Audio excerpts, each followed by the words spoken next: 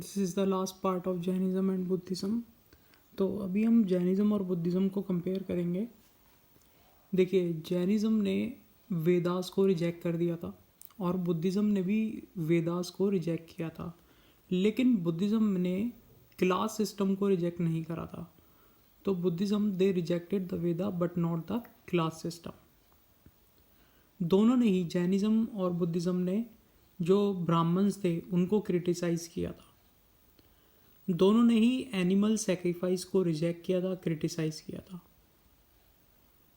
God के बारे में देखते हैं। जैनिज़्म ने गॉड को रिकग्नाइज तो करते थे, बट वो जीना के बिलो उन्हें प्लेस करते थे। तो Jainism they recognise god but place them below Jina, जबकि बुद्धिस्ट लोग जो थे वो गॉड को कम्प्लीटली डिनाई करते थे, वो गॉड के एग्जिस्टेंस में बिलीव नहीं करते थे।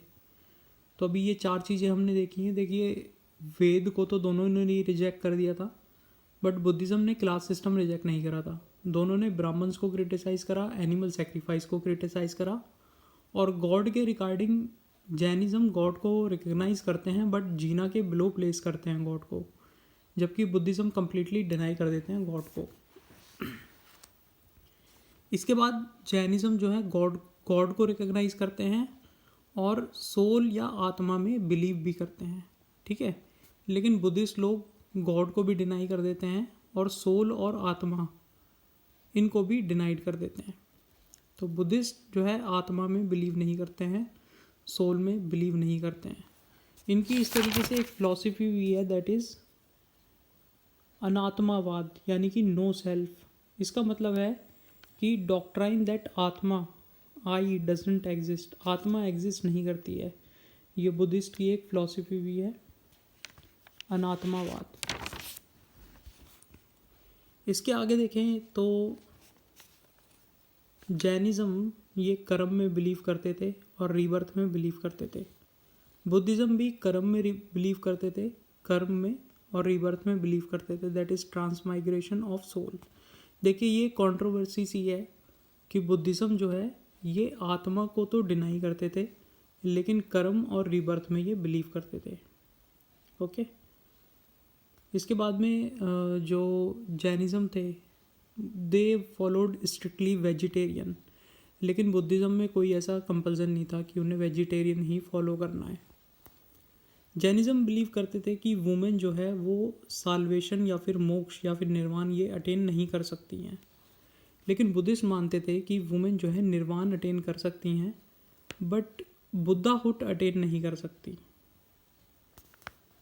वर्धमान महावीरा जो है वो प्राकृत लैंग्वेज में प्रीच करते थे, जबकि बुद्धा जो है वो पाली लैंग्वेज में प्रीच करते थे।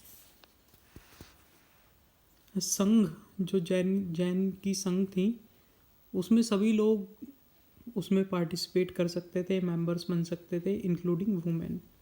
जबकि बुद्धिज़्म में संघ और विहार दो चीज़ें होती थी और ये सभी के लिए ओपन थी, इंक्लूडिंग वुमेन। जो जैनिज़्म में मोनेस्टीज थी, जो उनके ऑर्डर्स थे, उनके जो रूल्स थे वो बहुत ज़्यादा स्ट्रिक्ट थे, लेकिन बुद्धिज़्म में रूल इतने स्ट्रिक्ट नहीं थे। अब रूल्स के बारे में जैसे हम समझ सकते हैं कि एक सल्लेखना प्रैक्टिस होती थी जैनिज़्म में, that is fast unto death. Jainism believe करते थे कि मृत्यु और जन्म ये आपकी डीड्स के अकॉर्डिंग इंसान का होता रहता है। Death and birth keep going according to the deeds of human, ये चलता रहता है। लेकिन बुद्धिज़्म कहता है कि हम इसको, साइकिल ऑफ ये बर्थ और डेथ है, इसको हम निर्वाण के थ्रू ब्रेक कर सकते हैं। अगर हम सिन की बात करें तो जैनिज़्म में सिन डिफाइंड है और वो कहते हैं किसी दूसरे को हार्म करना ये एक सिन के बराबर है, और कहते हैं कि एक व्यक्ति हाई या लो वर्ण में इसलिए पैदा होता है क्योंकि उसने पिछले जन्म में कुछ सिन कमिट करे हैं। और ये प्रतिक्रमण प्रैक्टिस जो है जैनिज़्म में, उसमें भी सिन के बारे में हमें पता चलता है, जबकि बुद्धिज़्म में सिन डिफाइंड ही नहीं है। जैनिज़्म में वॉर और एग्रीकल्चर दोनों को ही प्रोहिबिट करते हैं ये, क्योंकि दोनों ही चीज़ों में ह्यूमन और एनिमल की किलिंग इन्वॉल्व होती है। तो जैनिज़्म बेसिकली ये अपनी एक्टिविटीज़ को कन्फाइन करते हैं ट्रेड और मर्सेंटाइल एक्टिविटी में। ये बिल्कुल एकदम ऑस्टेरिटी को फॉलो करते हैं, जबकि बुद्धिस्ट लोग जो हैं वो मिडिल पाथ को फॉलो करते हैं, middle path of luxury and austerity. इन्होंने जो एफिशिएंसी ऑफ रिचुअल्स है उन्हें डिनाइड करा, क्योंकि इन्होंने वेदास को भी डिनाइड किया था, और सिमिलरली बुद्धिस्ट ने भी रिचुअल्स को डिनाइड किया। बहुत सारे राजाओं ने जैनिज़्म और बुद्धिज़्म को अडॉप्ट किया। जैसे कि जैनिज़्म हम देखें तो खारावेला जो कि कलिंगा के राजा थे, उन्होंने जैनिज़्म को पैट्रनेज किया। चंद्रगुप्त मौर्य, इन्होंने भी जैनिज़्म को पैट्रनेज किया। जबकि बुद्धिज़्म को पैट्रनेज करने वाले राजा थे अशोक, जो कि मौर्य वंश के राजा थे, उदयन, कनिष्क जो कि कुषाण डायनेस्टी से बिलोंग करते थे, और मियांडर जो कि एक इंडो ग्रीक थे। तो इसी तरीके से बहुत सारे ये राजा हुए जिन्होंने बुद्धिज़्म और जैनिज़्म को पैट्रनेज किया। जैनिज़्म और बुद्धिज़्म दोनों कहते हैं कि हमें अपनी जो सेक्सुअल डिज़ायर्स को कंट्रोल करना चाहिए।